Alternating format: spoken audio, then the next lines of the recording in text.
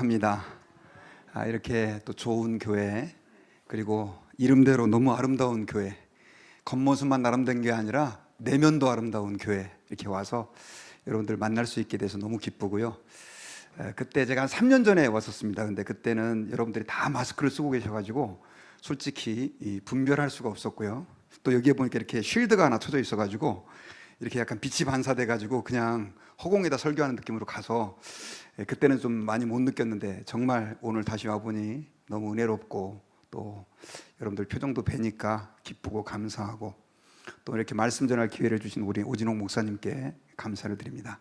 한 가지만 말씀 안 하셨으면 제가 좀 기쁨으로 설교를 할 수 있었을 텐데 예, 지혜 사건, 참 저도 여러 번 간증했습니다. 그것 때문에 제 마음속에 큰 상처를 이렇게 남겼던 사건인데, 어쨌든 그래도 하나님께서 함께 해주셔가지고 그것이 오히려 전화위복의 기회가 돼가지고 또 제게 감사가 되고, 또 우리 목사님 가정에도 감사가 됐던 그런 사건이 있었습니다.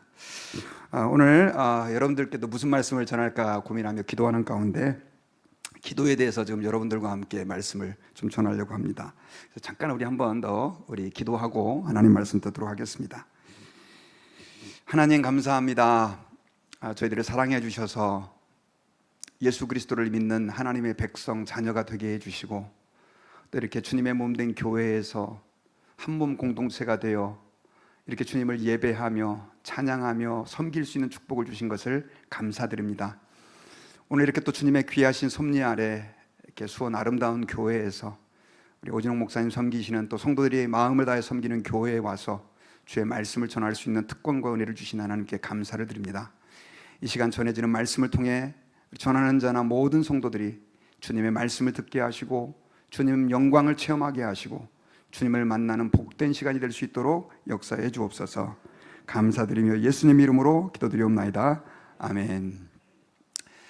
제가 이번에 이제 한국에 온 것은, 제가 한국에는 자주 못 나옵니다. 이렇게 한 4년 이렇게 한 터울로 한 번씩 오는데, 이제 3년 만에 오게 됐는데, 이번에 오게 된 거는 한국 자체 무슨 이렇게 목적이 있어서 온 건 아니고요. 그 네팔 선교를 저희 교회에서 좀 하고 있습니다. 이게 은퇴하신 목사님이 이렇게 은퇴하셔가지고 네팔에 선교사로 가셨는데, 교회를 50기를 세우셔가지고 제가 한 번도 못 가봐가지고 이제 그 교회에 좀 이렇게 방문을 요번에 하게 됐어요. 그래서 짧게 일주일 정도 방문을 하는데, 왔다 갔다 또 한국 왔다 갔다 시간 따지니까 머물 시간이 한 일주일밖에 안 되더라고요. 그래서 그 짬을 내서 잠깐 이렇게 여러분들에게 들렸습니다. 근데 사실 되게 감사한 건, 제가 저희 본교로 가기도 전에 제가 여러분들에게 좀 네팔에서 받은 감동을 좀 다 얘기를 하고 싶은데, 다는 못하고 어떻든 그래도 가장 따끈따끈하고 신선할 때 여러분들께 잠깐이라도 좀 나누고 오늘 말씀과 관련해서 얘기를 하고 싶은데요. 네팔 가니까 정말 못 살더라고요. 그 사람들이, 공무원들이 한 달 그 봉급이, 월급이 한 25만 원 정도밖에 안 되는, 그러니까 우리나라 화폐 가치로 따지면 몇십 배 되죠. 그리고 거기가 힌두교 국가였는데, 이제 사실 공식적으로는 85% 이상의 사람들이 이렇게 힌두교를 믿지만, 그런데 이제 한국 선교사님들이 가셔가지고 그 척박한 땅에, 또 특별히 이 네팔은 이 사람들이 산에다 살아요. 해발 2,000m, 3,000m 이런데. 저는 네팔이 히말라야로 유명한다 이 정도밖에 모르고 있었는데, 막상 가보니까 진짜 동네가 다 산꼭대기에 있어요. 그리고 길이 너무 안 좋아가지고 하여튼 얼마나 고생을 했는지 모릅니다. 그런데 되게 제게 기억에 남는 게, 하여튼 산꼭대기를 이렇게 차로 계속해서 한 30분, 1시간씩 올라가서, 지금도 어느 지역인지는 기억이 안 나는데, 거기서 한 20대 젊은 목사님이 이제 교회를 개척해갖고 하고 있는 데를 가게 됐는데, 이제 그분들에게 선교비도 좀 전달하고 신앙생활도 잘하고 있나 이렇게 돌아보는데, 목사님 오셨으니까 한번 우리 교회 성도들 가운데 한 분 좀 기도 좀 해줄 수 있냐고 그래요. 그래서 물론 해드리죠. 근데 그분이 어떤 분입니까? 라고 얘기했더니, 28년 동안 힌두교에도 그 힌두 신이 되게 많잖아요. 그 무당이 있었다는 거예요. 근데 그 신 중에 하나를 섬기는 무당이었는데, 그 사람이 그 개척한 교회 성도로 오게 됐다는 거예요. 야, 그러니까 갑자기 마음속에 두려움은 아니지만 걱정이 막 앞서는 거예요. 그래서 얼마나 됐냐고 그랬더니 교회 나온 지 5주 됐다는 거예요. 그러니까 아직까지 그 무당을 섬기던 그런 기질들이 막 있을 거 아니에요. 그래서 이제 어쨌든 저희 같이 갔던 팀들이, 목사님들하고 장로님들이 그 집에 가가지고 이제 그분을 위해서 기도를 해주는데, 이렇게 기도를 해주는데 막 그렇게 울어요. 막 삐쩍 마르신, 나이가 많이 드신 할머니셨는데, 또 거기는 이제 나이보다 더 들어 보이니까. 근데 나중에 이제 사연을 듣고 보니까 그분이 처음에 네팔 무당이 된 것이 몸에 통증이 있잖아요. 우리 한국에도 막 이렇게 병명도 모르는 통증이 있으면 이건 뭐 귀신병이라 그래가지고 무당 찾아가는 사람도 있잖아요. 그래서 뭐 신내림 받아야 낫는다 해가지고 무당되는 사람도 있고, 이 사람도 그런 식의 케이스가 된 거예요. 그런데 그 무당이 돼가지고 그렇게 그 네팔 그 신을 섬겼는데 안 낫더라는 거죠. 그러다가 자기 동네에 교회가 하나 생겨졌는데, 그 교회 전도사님, 그러니까 이제 목사님이죠. 목사님이 와가지고 계속 찾아오는데, 이제 그 목사님 간증에 의하면 5번 정도를 찾아갔을 때 결국 그 교회를 가게 됐고, 그 교회에 갔는데 신기하게 그 통증이 사라진 거예요. 할렐루야. 그래가지고 그분이 예수를 믿고요, 그 교회 나오기 시작했고, 그게 5번째였다는 거예요. 그러니까 저희한테 기도해 달라는 것이 더 이상 통증으로 고통당하지 않고 그분이 그 악령의 통제하에서 벗어날 수 있도록 하게 해달라고. 그 목사님, 목회하는 목사님이 그렇게 막 신령해 보이지 않는데, 선교 현장에는 참 우리가 이렇게 상상할 수 없는 그런 기적들과 또 신유의 역사, 귀신이 떠나가는 역사들이 굉장히 많이 일어나다라고 하는 걸 듣기는 했는데, 제가 직접 좀 거기서 좀 체험하고 그걸 보게 됐습니다. 사실 여러분, 이 신유다, 또 병고침의 역사다, 또 귀신이 물러가고 또 병자가 낫고 하는 것은 오늘날 교회의 역사에 있어서는 절대로 빼놓을 수 없는 굉장히 중요한 사건입니다. 아까 제가 네팔 얘기도 했지만, 우리 한국에도 초대교회 때 우리 한국에 그 얼마나 미신을 섬기는 게 심했습니까? 그리고 유교를 섬기고 있었지만 사람들은 불교가 토속신앙이 돼가지고 다 불교를 믿고 있었던 그런 나라였는데, 또 조상신을 섬기느라고 다 제사 지내고 있던 나라였는데, 어쨌든 짧은 100여 년의 역사 동안 지금까지 이렇게 많은 사람들이 예수님을 믿고 이렇게 신앙생활을 하고 곳곳마다 교회가 세워질 수 있었던 게 엄청난 은혜인데, 거기에는요 우리 한국교회 역사하셨던 독특한 하나님의 그 신유의 역사가 있었어요. 병고침의 역사. 저만 해도 요즘은 이제 그런 일 별로 볼 수 없는데, 교회에서 목사님들이 기도해 줬을 때 병 낫는 역사들도 있었고, 또 실제로 귀신이 떠나가는 일들도 많이 있었고. 그런데 초대교회, 더 100여 년 전에 선교사님들이 들어왔을 때는 정말 그런 일들이 많이 있었습니다. 여러분, 최건농 목사님이라고 혹시 아세요? 그분은 예수 그리스도를, 성경을 읽다가 이제 선교사님의 전도를 받고 믿어가지고, 이분이 가는 곳마다 신유를 얼마나 많이 일으켰는지 이정명정이라는 책을 가지고 그 신유의 역사를 다 기록해가지고, 원래 저희 합동측 교회는 이런 신유 뭐 이런 거 잘 안 믿었었거든요, 옛날에. 그런데 나중에 이제 그 법 정관을 그분 때문에 개정할 정도로, 제가 그 책을 좀 봤는데 정말 그 흐리흐리한 사진까지 어떻게 찍어가지고 막 그걸 다 써놨더라고요. 그리고 실제로 죽은 사람이 기도했을 때 살아 일어나는 역사들도 있었고요. 그러니 뭐 사람들이 예수님을 믿고 하나님께 돌아오는 엄청난 기적이 눈에 보이니까 폭발적으로 한국교회가 부흥할 수밖에 없었어요.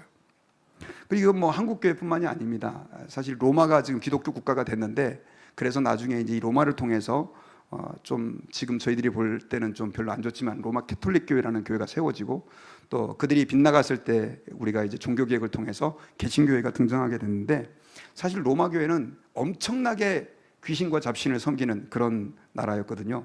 그런데 역사학자들이 어떻게 그 강력했던 로마가 기독교 국가가 될 수 있었느냐라고 하는 거에 대해서, 사실 초대교회 성도들 사이에 엄청난 신유의 역사와 귀신을 쫓아내는 역사가 있었다는 거예요.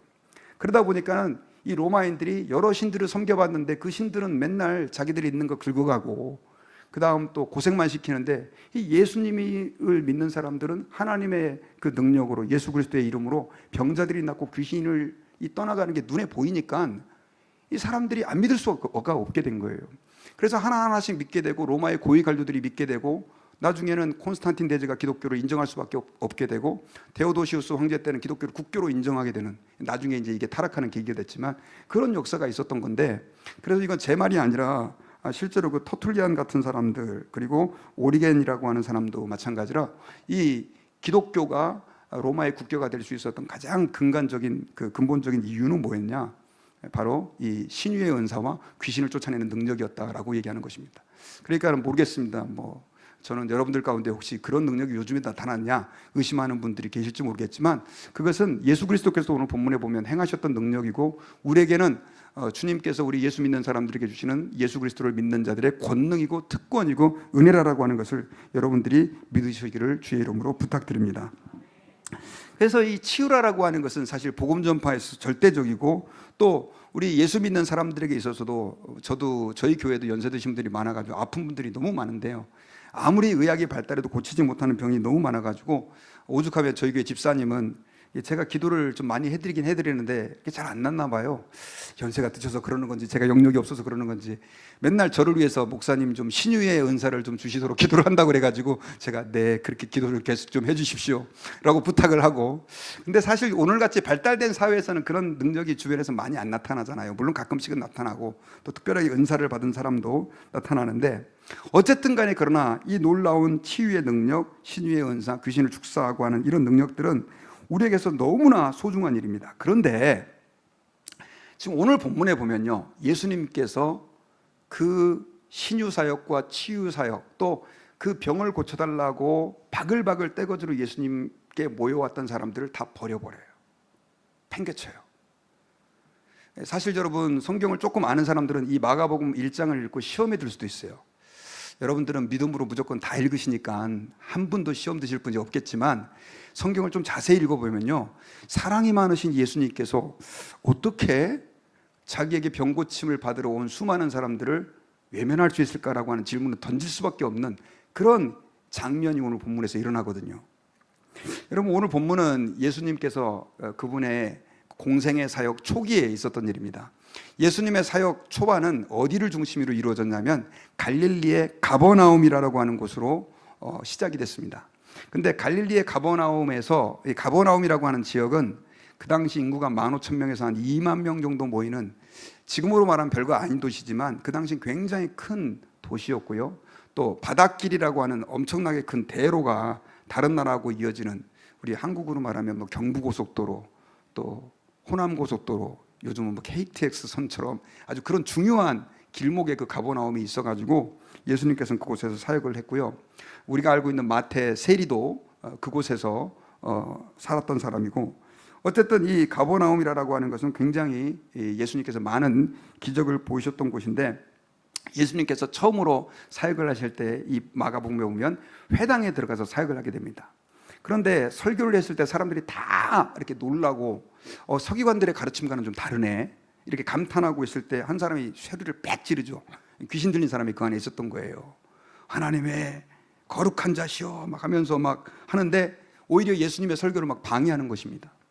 그래서 예수님께서는 거기에 있는 그 귀신 들린 사람에게 명령해가지고 귀신을 쫓아내 주시는데, 여러분, 이 가버나움이 많은 사람들이 왕래가 있고 또 큰 도시다 보니까 이 예수 그리스도의 설교에 대한 소문, 또 귀신을 쫓아내신 이 능력이 사람들에게 싹 퍼져나간 거죠.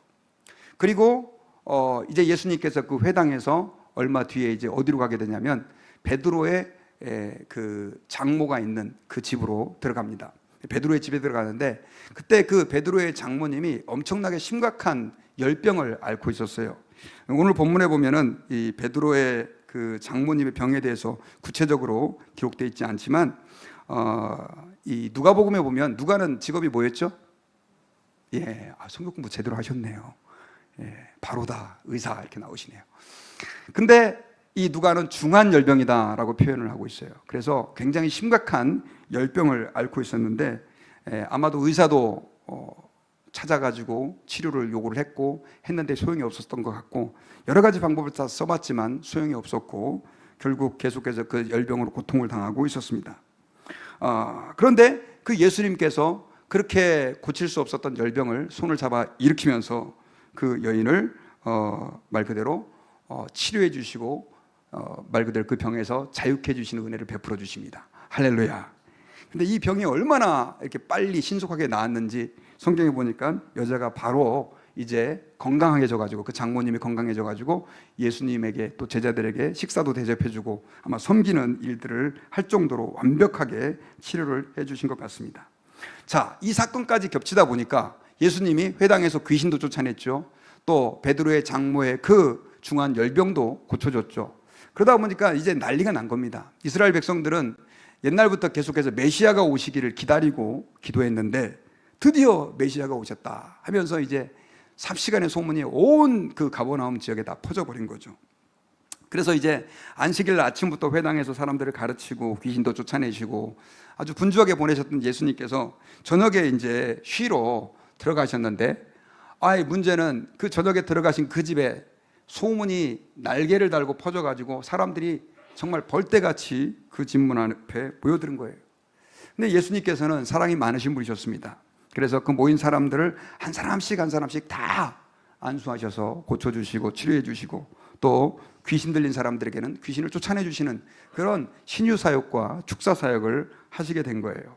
그러다 보니까 모르겠습니다. 어떤 분들은 뭐 한꺼번에 그 목사님들 중에 능력 있다는 분은 떼거지로 그냥 확 해가지고 하는 분들도 있지만, 예수님은 한 사람씩 한 사람씩 만져주시면서 하다 보니까 거기 있는 사람을 다 치료해주지 못한 거죠.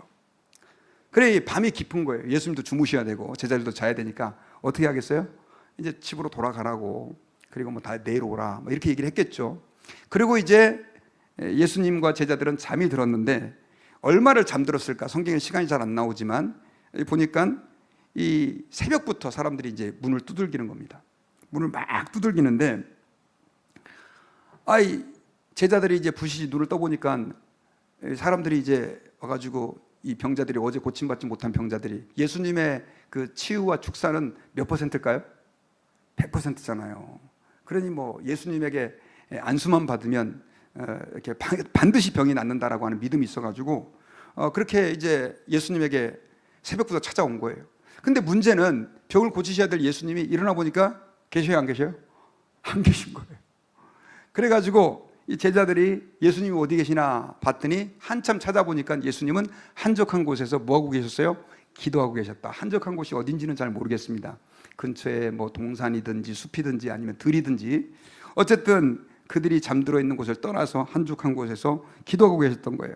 그래서 시몬과 그 제자들이 예수님에게, 예수님 지금 여기서 기도하고 계시는데 지금 새벽부터 일찍 사람들이 치료받기 위해서 예수님을 찾습니다. 예수님 이제 가셔서 좀 그들을 위해서 치료를 해주셔야죠 했는데, 예수님이 청천벽력 같은 얘기를 하셔요. 무슨 얘기를 하냐면 38절에서 우리가 다른 가까운 마을들로 가자. 거기서도 전도하리니 내가 이를 위하여 왔노라.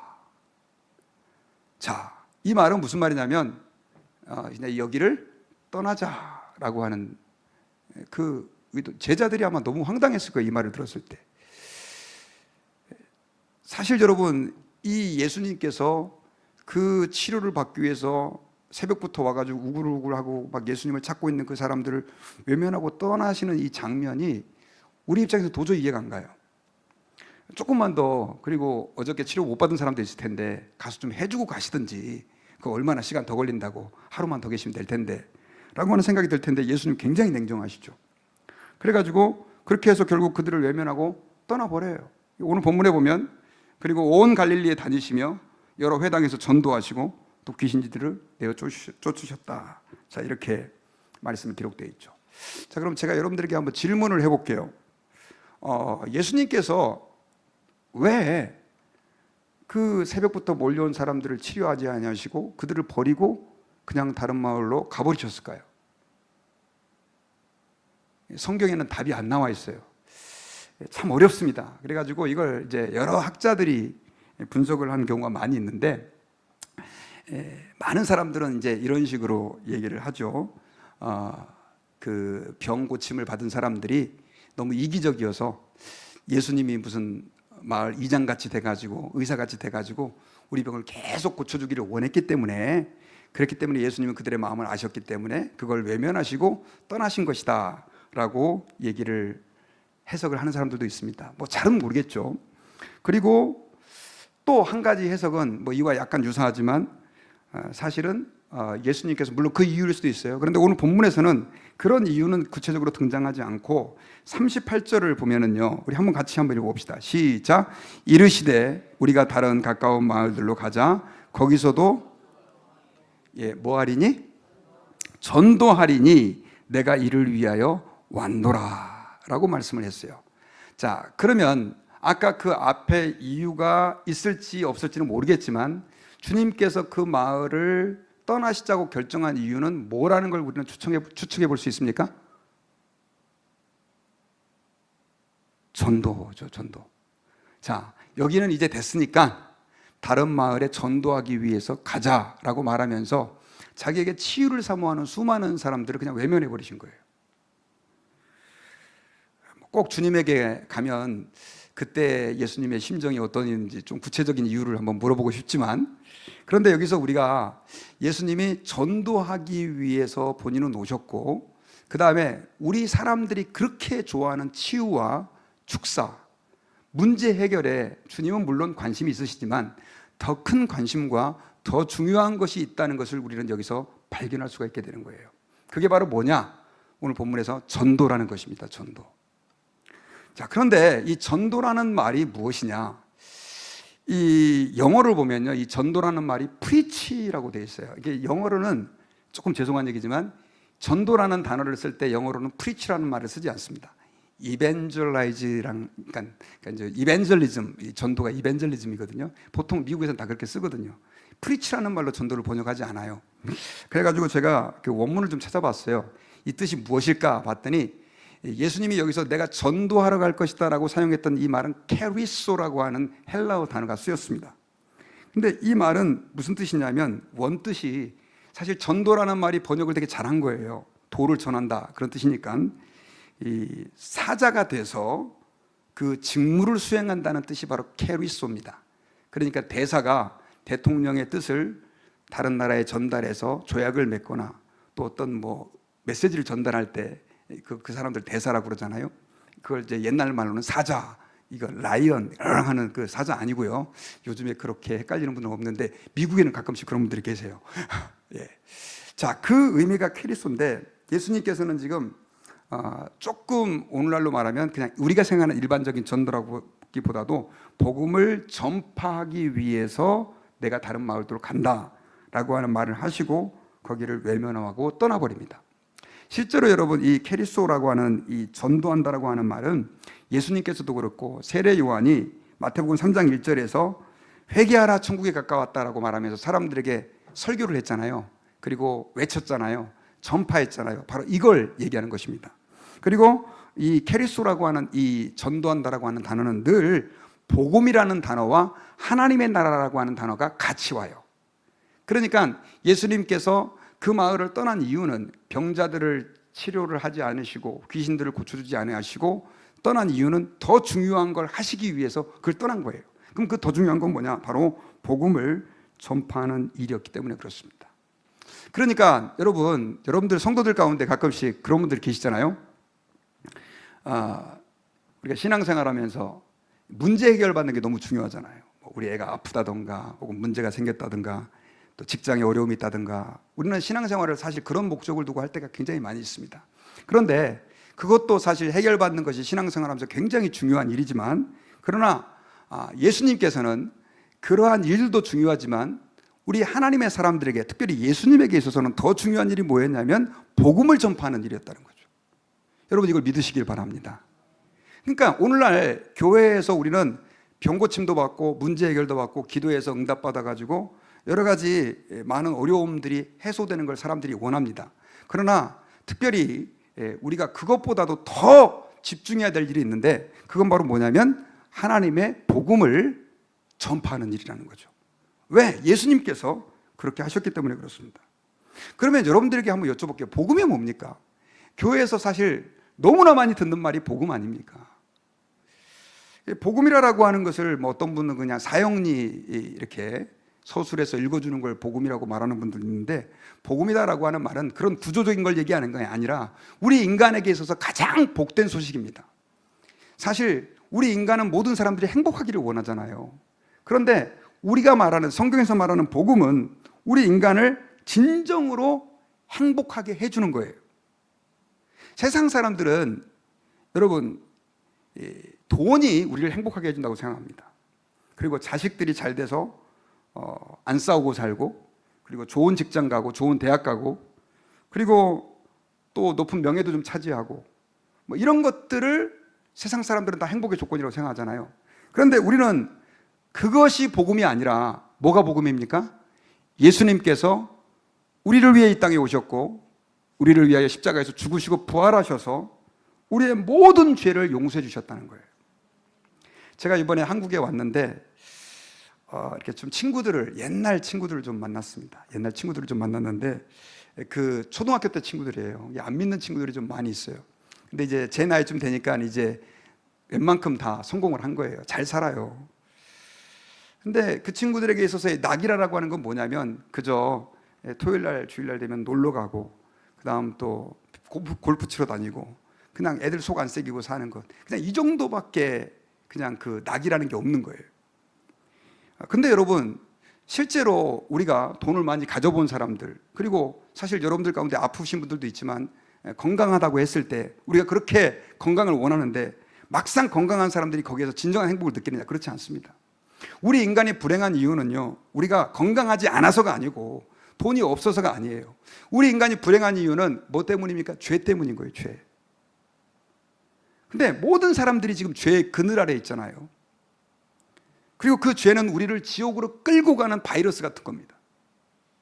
그런데 예수님께서 이 땅에 오심으로 인해 가지고 십자가에서 못 박혀 죽으심으로 인해 가지고 우리가 그 예수 그리스도를 믿음으로 모든 죄 사함 받고 하나님의 백성이 되어서 이제는 죽은 다음에 천국 가고 이 땅에서도 하나님의 자녀로서 엄청난 특권과 은혜를 누리고 예수님이 우리 안에서 우리 삶의 주인이 되어서 우리가 헛된 것들을 위해 살지 않고 주님을 위해서 살아갈 수 있는 의미 있는 인생, 목적 있는 인생을 살 수 있게 됐다는 것, 이게 바로 뭐냐? 복음이다라고 하는 거죠. 여러분들은 그 복음을 이미 받으신 줄 믿으시기 바랍니다. 그러니까 교회 와가지고 문제가 해결되는 것보다 예수님을 믿고 죄 사함 받고 구원받아 주의 백성으로 사는 것, 이것이 가장 가치 있는 거예요. 여러분들 가운데 혹시 목사님 저는 신앙생활 오래 하면서도 별로 복 받은 것 같지는 않아요. 이 집사님은 지금 집도 아파트도 평수도 엄청나게 커지고 차도 나보다 훨씬 더 좋은 거, 그리고 애들도 보니까 왜 이렇게 다 잘 돼가지고 복을 많이 받은 것 같은데 나는 별로 복을 안 받은 것 같아요 라고 생각되시는 분들이 혹시 계십니까? 여러분, 그건 마귀가 주는 생각입니다. 그건 다 없어질 것들이에요. 여러분, 진정으로 우리가 하나님 앞에서 복이다라고 하는 것은 뭐냐면 예수 그리스도를 믿은 것인 줄을 믿으시기 바랍니다. 우리 아멘을 그때는 좀 크게 해야 돼요. 저는 이렇게 아멘 하는 걸 별로 좋아하지 않는데 이거는 정말 우리 아멘 크게 한번 해야 돼요. 믿으시기 바랍니다. 우리 옆에 있는 분들에게 당신은 진짜 복 받은 사람입니다. 한번 이렇게 한번 건면합시다. 그러니까 여러분, 병실에 누워 있어도 내가 예수 그리스도를 믿고 있다고 한다면은 우리는 예수님께서 가장 소중하게 생각하고 있는 복음을 체험했다고 한다면 우리는 복을 받은 사람인 거죠. 여러분, 저희는 기복신앙을 별로 좋아하지 않습니다. 병 낫고 막 예수 믿고 막 뭐 부자 되고. 사실 여러분, 지금 한국 분들 굉장히 잘 사는 겁니다.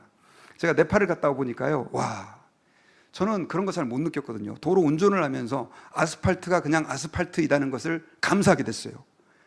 거기가 한 300km, 제가 동쪽으로 이제 그 선교지에 세운 교회들을 향해 가는데, 와, 거의 절반이 다 비포장도로예요. 도로가 막 다 깨져 있어요. 그래서 한 300km를 가는데 12시간이 걸렸어요. 제가 갔다 와가지고 몸살이 걸렸는데 얼마나 흔들렸는지, 와, 목도 막 이렇게 꺾이고요. 나중에는 이게 얼마나 아프던지.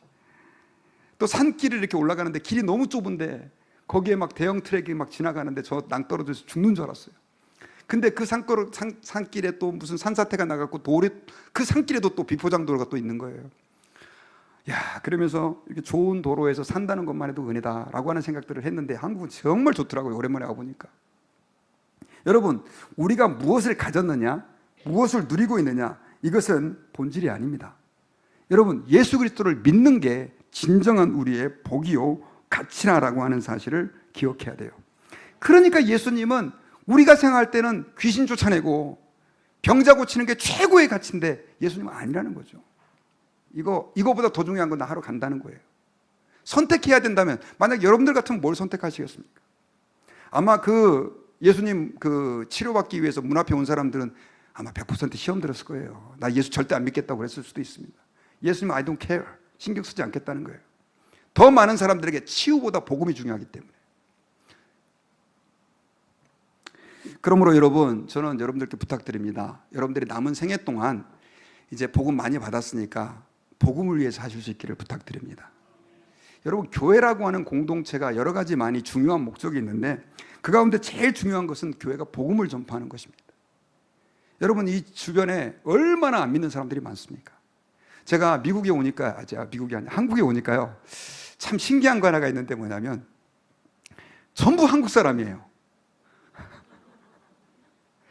전부 한국 사람이에요. 그래가지고 지금 이렇게 누가 호텔을 좀 얻어줘갖고 거기 있는데 엘리베이터에서 한국 사람 만나가지고 안녕하세요, 반갑습니다. 그러면 이 사람들이 저를 이상하게 봐요. 한국 사람들은 이렇게 서로 마주보면 인사를 안 하잖아요. 그게 막 너무 지금도 잘 적응이 안 돼요. 그러면서 여기 이제 수원 아름다운 교회도 오는데 보니까 전부 아파트인데 제가 볼 때 외국인도 가끔씩 있겠죠. 근데 다 말이 통하는 한국 사람 아니에요. 얼마나 복음 전하기 좋냐고요. 저희는 미국이라서 복음 전하기 너무 어려워요. 저도 영어도 짧은 데다가 뭐 잘 못 알아듣는 말도 많고, 저희는 한인교회거든요. 여러분, 우리가 천국 가서 못하는 게 있는데 뭘 못하는지 혹시 아십니까? 전도를 못합니다. 천국은 믿는 자만 오기 때문에. 여러분들 혹시 연세 드신 분들, 나 죽은 다음에 빨리 죽어서 천국 가야지, 이런 분들 계시잖아요. 근데 주님이 왜 여러분들 안 부르는지 아세요? 이유는 딱 한 가지밖에 없어요. 천국 가면 못하는 거 여기서 하라고. 그게 뭐예요? 전도. 우리 오진홍 목사님 얼마나 열정적인지 몰라요. 제가 군 부대에 있을 때 집사 때부터 시작해가지고 집사 때부터 설교를 하셨거든요. 그래서 제가 그때부터 되게 좋아했고 중고등부 같이 사역하고 나중에 신학교까지 지금 같이 하면서, 참 여러분들은 복 있는 분들인 줄, 저는 제가 여러분들이 복 있는 분들인 줄 믿으셨으면 좋겠어요. 왜냐하면 평신도 때부터 저렇게 열심히 신앙생활하는 사람들이, 목사들이 별로 없어요. 제가 과거를 다 알잖아요, 저분이 어떤지를. 그런데 그때부터 얼마나 복음을 위해 살았는지 몰라요. 여러분, 오늘날 이 교회의 가장 핵심적인 그 가치는 복음을 위해 사는 겁니다. 근데 보니까 이제 제가 교회 보니까 뭐 자전거 타기 동호회도 있고 뭐 이것저것 일도 많이 하더라고요. 근데 그게 다 뭘 위해 하는 거냐? 여러분들은 뭐 그거 교회 왔으니까 사람들 즐겁게 해줘가지고 교회 잘 붙어있게 만들고, 물론 그런 의도도 있을 수도 있겠죠. 하지만 더 중요한 것은 그걸 통해서 안 믿는 사람들에게 나가기 위해 그렇게 하는 거예요. 저는 여러분들의 교회에 있는 모든 역량들이 다 잃어버린 영혼들을 구원하는 일에 투입되고, 여러분들의 남은 생애가, 또 여러분들이 가지고 있는 돈들이 그런 곳에 쓰여질 수 있기를 주의 이름으로 축원합니다. 자녀들 많이 물려줘 봐야 나중에 싸움밖에 안 나고요. 정말 복음을 위해서 돈을 좀 많이 쓰십시오. 그래서 여러분, 이렇게 우리가 복음을 위해 살아야 되는데, 근데 한 가지 문제점이 있습니다. 목사님, 아는데 안 돼요. 이런 분들이 계시죠. 아는데 안 돼요. 사실 설교하는 목사도 설교는 하는데 잘 안 될 때가 있어요. 근데 여러분, 그 방법은 뭐냐? 그 방법, 정말 우리가 주님이 원하는 대로 사는 그 방법은 뭐냐면 기도에 있습니다. 자, 예수님께서 오늘 본문에 보면 예수님 하나님의 아들이시잖아요. 그리고 신성을 가지신 분이시잖아요. 기도를 안 하셔도 되는 분이세요. 그럼에도 불구하고 예수님은 그 바쁜 사역 중에서 그 밤늦게까지 사람들 병 고치다가 주무셨으면 좀 늦잠 주무실만 하잖아요. 근데 새벽부터 일어나가지고 뭐 하셨습니까? 기도하셨죠. 근데 예수님 왜 기도하셨을까요? 어떤 분들은 성도들에게 이렇게 하라고 모범을 보여주시기 위해서다. 틀린 말 아니에요. 맞아요. 그런데 예수님은 하나님의 아들로 아버지와 교제하기 위해 기도하셨습니다. 아버지와 교제하기 위해서. 교제하면서 예수님은 계속해서 자신의 생각을 아버지께 알리기도 하시고 아버지의 뜻을 본인이 받아들이기도 하셨던 거예요. 그래서 기도는 커뮤니케이션, 교통인 겁니다. 자, 예수님께서 글쎄요, 이제 예수님이 하나님이다 이거 조금 잠깐 뒤로 잊어버리고 한 사람이라고 봤을 때, 예수님께서 만약에 보통 사람이었다면, 기도를 안 했다면, 만약에 여러분들이 그때 예수님이었다면 여러분들은 그 새벽에 이제 만약에 기도 안 하고 그냥 자고 있었단 말이에요. 병자들이 와서 병 고쳐달라고 했어요. 어떻게 하셨겠어요? 저 사람들 깨우니까 저 같았으면 그래, 늦잠 잤네. 빨리 가서, 오세요. 한 사람씩 고쳐줬을 거예요. 이건 그냥 자연스러운 인간의 반응이에요. 어제도 그렇게 했으니까. 오늘 그렇게 할 수 있죠. 사람 또 왔으니까. 우리 인간은 누군가 타인에 끄는 사람들에 의해서 그냥 그렇게 살아갑니다. 근데 예수님 그걸 거절하잖아요. 그 거절하신 근거가 어디 있었냐? 기도에 있었던 거죠. 기도하다 보니까 이건 하나님 아버지가 원하는 게 아니라라고 하는 것을 확신하셨던 거예요. 그래서 사람들의 요구를 끊을 수 있었던 것입니다. 그리고 더 중요한 것을 위해서 예수님은 그 길을 가셨던 거예요. 복음을 위해서 사는 삶, 하나님이 기뻐하는 길을 걸어가는 것에 그 동력이 어디 있느냐? 바로 기도할 때 일어난다라고 하는 것을 예수님께서는 자신의 삶을 통해서 가르쳐 주시는 것입니다. 그래서 여러분, 아무리 목사가 여러분들에게 이렇게 목 놓아서 설교를 하고, 우리 오준호 목사님 얼마나 설교도 또 잘하시고 또 목소리도 크시고 하시는지 모릅니다. 그렇게 설교를 해도 여러분들 기도하지 않지 않습니까? 그러면 하나님의 뜻 모릅니다. 그리고 하나님의 뜻이라는 게 어떨 땐 너무 구별하기가 어려워요. 똑같은 상황인데 주님이 다르게 말씀하실 때도 있고, 또 다른 상황인데 같이 말씀하실 때도 있는 거죠. 그리고 사람들은요, 항상 자기 자신 위주로 뭘 생각해요. 그러다 보니까 하나님이 뭘 원하시는지에 별로 관심이 없고, 내가 뭘 원하는지에 대해서 늘 관심이 많아요. 기도도 그래서 하나님 이거 원하는 대로 해주셔야 됩니다. 안 그러면 나 안 믿어버리랍니다. 뭐 이렇게 얘기하는 분들도 계세요. 여러분, 하나님 앞에서 기도한다라고 하는 것은 사실 어떤 것이냐? 하나님의 뜻이 무엇인지를 발견해가는 과정이다라고 볼 수 있어요. 제가 이번에 그 네팔로 또 한국으로 나오기 전에 교회에서 좀 힘든 일이 있었어요. 뭐 어느 교회나 다 힘든 게 있겠지만, 그래가지고 제가 좀 금식을 했습니다. 금식을. 목사님들이 금식할 때는 보통 일이 아니다라고 생각을 하시고 여러분들이 기도를 많이 해주셔야 돼요. 교회 안에는 꼭 목사님을 힘들게 하는 성도가 있잖아요. 저희 교회도 좀 힘들게 하는 성도가 있었습니다. 그래가지고 제가 금식을 하고 이렇게 기도를 하는데, 기도 제목이 뭐겠습니까, 여러분? 힘들 때 하나님 그 성도 좀 어떻게 좀 해결 좀 해주시죠. 그 마음을 바꿔주시든지 좀 제발 좀 변하게 좀 해달라고 막 그렇게 제가 간절하게 기도를 했어요.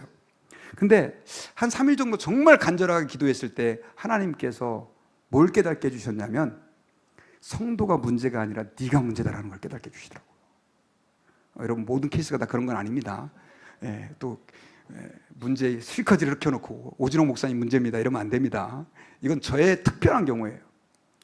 제가 좀 한동안 하나님의 축복을 많이 받았거든요. 우리 교회가 뭐 제가 일일이 간증할 시간은 없겠지만 정말 기적적인 은혜를 많이 경험했습니다. 저희 교회에서. 그러다 보니까 마음이 좀 해이해진 거죠. 그 기도하는 가운데 그게 깨달아지는 거예요. 그래가지고 성도를 좀 바꿔주셔서 변화시켜 주십시오라고 하는 그 기도가 나중에는 제가 회개 기도로 바뀐 거예요. 계속 회개했어요. 나중에 하나님께서는 뭐 그 성도가 완전히 변한 것 같지는 않지만 어쨌든 문제를 다 수습해 주셔가지고 제가 기쁜 마음으로 이렇게 나올 수가 있었습니다. 여러분, 기도한다라고 하는 것은 우리가 하나님 앞에서 어떤 모습인지를 보게 해주셔요. 그래서 저와 여러분들이 하나님 앞에 기도할 때 진정으로 주님이 원하는 것이 무엇인지를 발견하는 과정이 되게 해주신다는 것을 여러분들이 믿으시고요, 하나님 앞에 정말 우리가 주님이 원하는 대로 살고 주의 뜻대로 살려고 한다면 여러분들이 힘써서 기도하실 수 있기를 바랍니다. 제가 한 달 전인가요?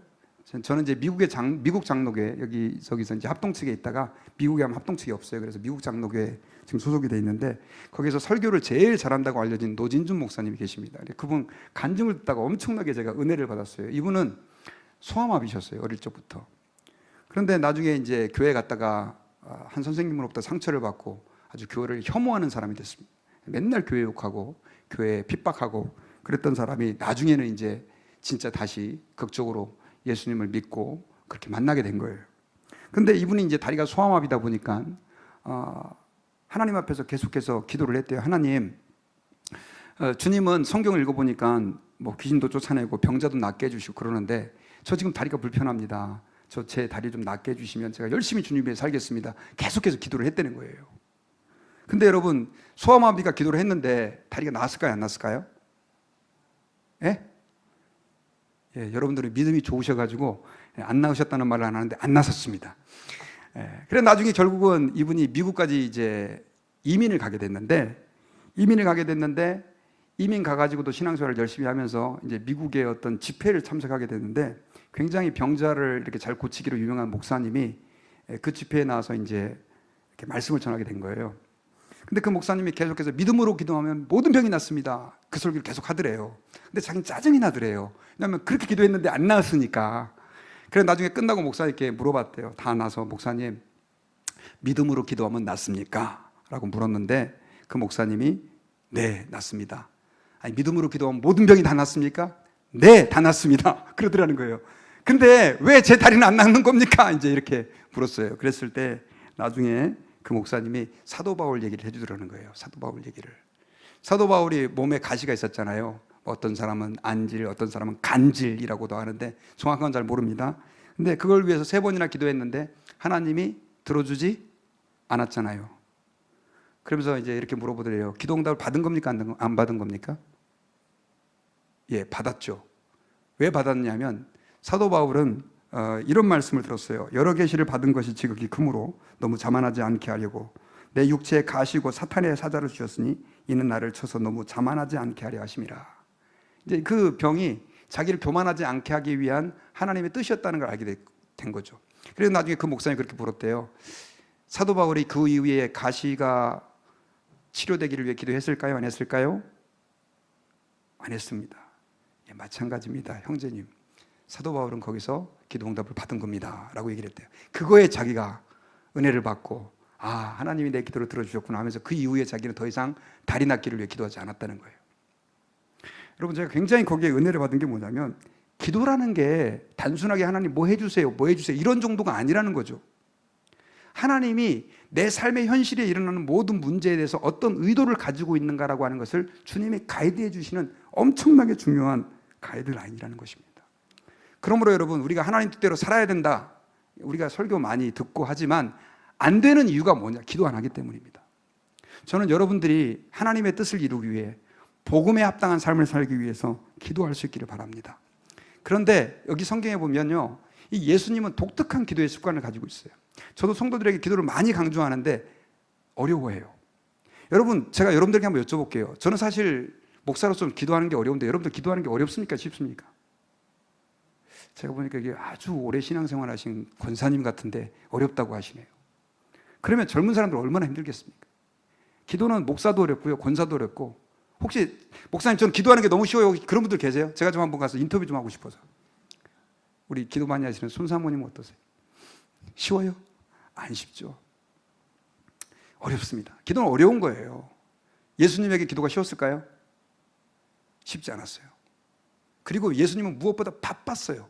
엄청 바빴잖아요. 공생의 사역 동안 얼마나 바빴습니까? 근데 예수님은 기도를 해내셨단 말이에요. 어떻게 기도했느냐? 예수님은 2가지 원칙을 지켰기 때문에 기도할 수 있었습니다. 첫 번째는 뭐냐면 시간을 구별했고, 두 번째는 장소를 구별했어요. 시간과 장소. 여러분, 기도가 우리 신앙생활의 승리의 관건인데, 하나님의 뜻을 이루는 관건인데 시간과 장소를 구분해야 된다는 거죠. 다니엘은 하루에 3번 시간과 장소를 구분해서 기도를 했잖아요. 그러다 보니까는 그 다리오 왕이 사자굴에 던져넣는다라고 하는 그 위협에도 굴하지 않고 하나님의 뜻대로 자기 길을 걸어갈 수 있었던 거예요. 여러분, 기도다라고 하는 것은 그래서 시간과 장소를 구별하는 게 굉장히 중요합니다. 그런 관점에서 저는 여러분, 새벽 기도가 굉장히 중요해요. 저는 우리 오진호 목사님 교회에 3년 전에 와가지고 제가 기절해서 놀래 자빠질 뻔했어요.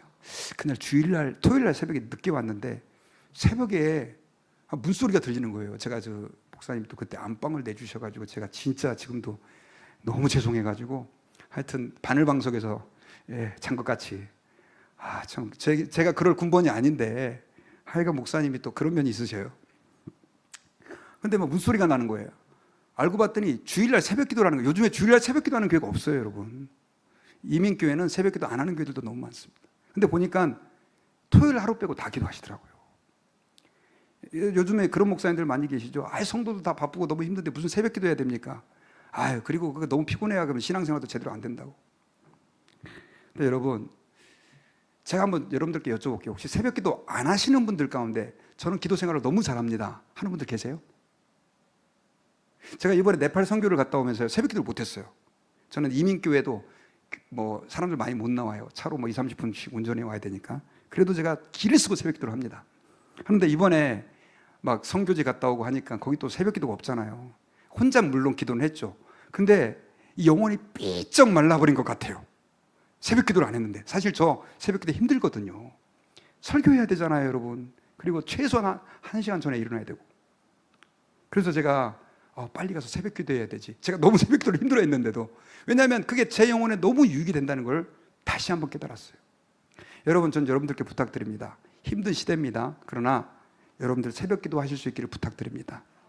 제가 오늘 기도를 했어요. 하나님, 내가 기억열 목사 미국에 가서 설교하는데 이 성도들이 한 가지라도 뭐 변했으면 좋겠는데, 하나님 한 명만이라도 제 설교를 듣고 새벽 기도를 나오는 분이 있었으면 좋겠습니다. 제가 이 기도를 드렸어요. 여러분, 새벽 기도 혹시 안 하시고 계시는 분들, 중단하고 계시는 분들 있다면 새벽 기도를 시작해 보십시오. 그건 예수님의 기도입니다. 그리고 우리 목사님이 그렇게 기도의 본을 보이고 계세요. 얼마나 축복인지 모릅니다. 설교 시간을 끝내야 되는데 조금만 더 해도 괜찮아요, 목사님? 그래요. 저는 간증을 좀 하겠습니다. 새벽 기도 때문에 지금 이 자리에 서 있습니다. 저는 예수님을 안 믿는 가정에서 자랐어요. 안 믿는 가정에서. 부모님이 365일 중에 360일을 싸우는 분이셨습니다.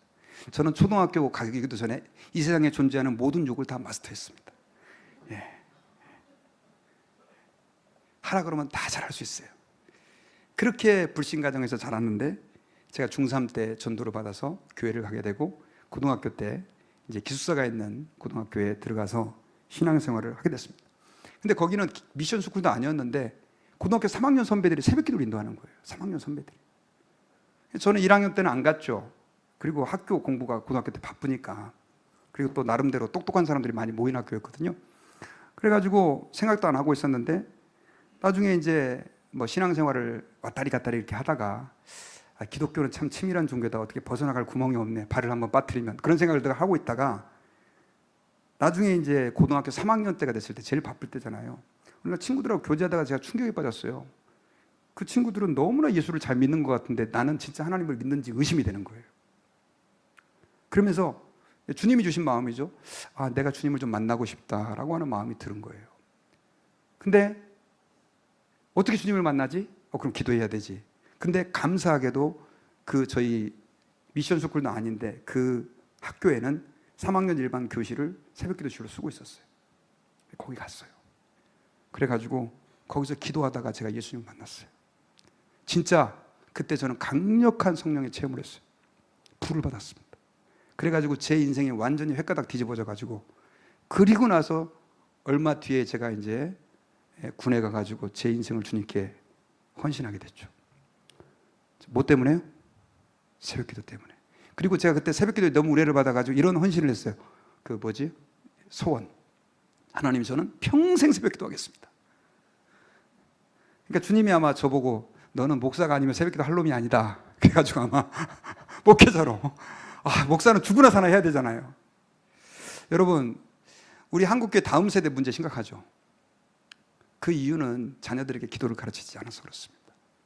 기도 말고는 주님을 만날 수 있는 길이 없어요. 기도 안 하고 성경 많이 깨달아서 주님을 만난다? 문제가 됩니다, 여러분. 기도밖에 없어요. 저는 여러분들이 기도의 본을 보이시고 여러분들의 자녀들에게 새벽 기도 시작하자. 저는 얼마나 부러운지 몰라요. 우리 교회를 이리 옮겼으면 좋겠어요. 왜냐하면 마음껏 와서 기도할 수 있고, 조금만, 이 아파트 얼마나 가까워요. 10분만 마음만 먹으면 일어날 수 있고. 안 믿는 사람도 요즘에 미러클 모닝이라고 난리입니다, 여러분. 미러클 모닝이라고요. 새벽에 막 젊은 애들이 5시에 일어나가지고 뭐 운동한다고 하고 막 그래요. 우리는 얼마나 좋은 전통을 가지고 있는지 모릅니다. 여러분, 하나님 앞에서 그렇게 기도하실 수 있기를 주의 이름으로 부탁드립니다. 기도하다 보면 선택의 기로에서 좋은 선택을 할 수 있고, 하나님의 뜻에 맞는 결정을 할 수 있고, 복음에 합한 삶을 살 수 있고, 그러다 보면 주님께 영광 돌리는 삶을 살 수 있습니다. 여러분들의 인생이 복되고 가치 있는 삶이 될 것입니다. 예수님께서 바로 그런 선택의 삶, 승리의 삶을 사셨던 것입니다. 바쁘다고 핑계대지 마시고 바쁠수록 더 기도하셔서 우리 아름다운 교회를 통해서 이 지역에 있는 많은 영혼들이 정말 구원받고 복음을 통해서 주님을 만나는 축복이 있기를 주의 이름으로 축원합니다. 기도하겠습니다. 하나님, 감사합니다. 오늘 말씀을 통해서 우리가 왜 아무리 바빠도 기도해야 되는지 예수님의 모습을 통해 깨달을 수 있게 하심을 감사합니다. 우리는 인생을 살면서 선택한다는 것이 너무 어려울 때가 많습니다. 주님의 뜻을 알면서도 무심하게 지나쳐 버릴 때가 너무 많습니다. 주님, 저희들로 하여금 오늘 말씀을 통해서 귀한 깨달음을 주셨사오니 이제는 기도하게 하여 주시옵소서. 그래서 하나님의 뜻에 합한 인생을 살아갈 수 있도록 주님 도와주시옵소서. 무엇보다 우리 오진홍 목사님과 우리 아름다운 교회 모든 성도들 하나님 앞에서 기도하는 삶들을 살아가고 있습니다. 더 많은 사람들이 기도할 수 있도록 도와주시고 우리 목사님 성령으로 충만하게 붙잡아 주셔서 이 지역에 아직 예수님을 알지 못해 방황하는 그 영혼, 돈이, 세상적인 명예가 쾌락이 다인 줄 알면서 헤매이는 그 영혼들에게 주의 복음이 흘러갈 수 있도록 이 교회를 사용하여 주시옵소서. 예수님의 이름으로 기도하옵나이다. 아멘.